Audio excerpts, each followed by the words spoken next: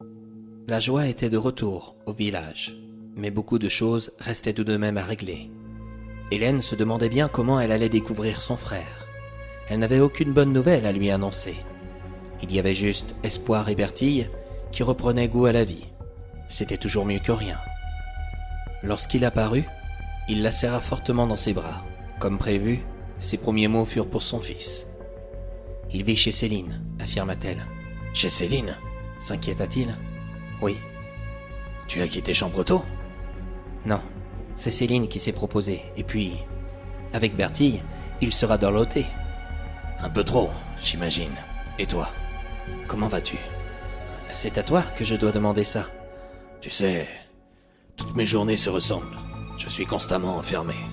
J'essaye de réfléchir. » « À propos de quoi ?»« Je médite sur l'identité de l'assassin. » « On ne tardera pas à le découvrir. »« Tu as des nouvelles ?» s'empressa-t-il de dire. « Non. Mais j'ai reçu une lettre anonyme ce matin.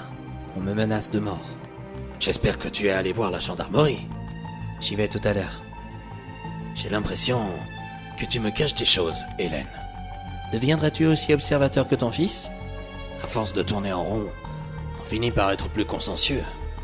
On discerne mieux le comportement des gens. » « Je n'aime pas te voir souffrir. » « Ne pas savoir, c'est encore plus dur. Alors, parle. » Hélène lui raconta en quelques détails son aventure avec Louis, qui lui a amené la perte de son emploi. Elle enchaîna avec le ragot qu'elle avait propagé dans tout le village et l'ampleur que ça avait prise.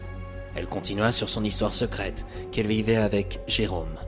Elle termina en annonçant qu'elle avait préféré l'écarter de son chemin pour ne pas lui attirer d'ennui. « Quand tout cela sera résolu, nous quitterons ce village.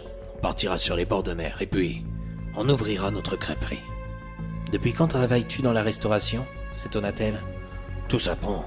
Espoir et Bertille seront nos serveurs. Je m'occuperai du bar et de la caisse.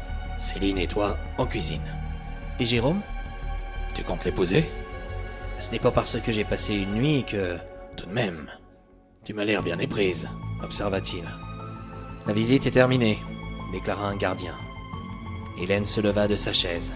Elle prit une dernière fois Marc dans ses bras et l'incita à garder encore un peu de patience.